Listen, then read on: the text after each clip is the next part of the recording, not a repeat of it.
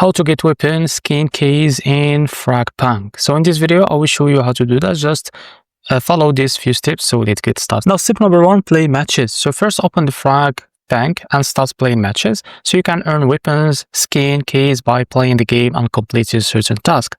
And step number two, check for daily rewards. Now next, check for daily rewards in the game. Sometimes you can get the weapon, skins, keys as a part of daily rewards or mission.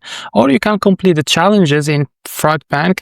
There are special challenges you can complete. These challenges often give weapon, skin, keys as a reward. Or you can buy keys in the store. So if you want the keys faster, you can also buy weapons, skin, keys in the in-game store. Go to the store and look for the options to buy keys with in-the-game currency or real money. Now, this is a bonus tip, join events. So keep an eye out of special in-game events. These events often give you a chance to earn even more weapons, skins, keys by completing event-specific tasks. Now, this is how to get weapons, skin, keys in FragPunk. If you found this video helpful, please like and subscribe. See you next video.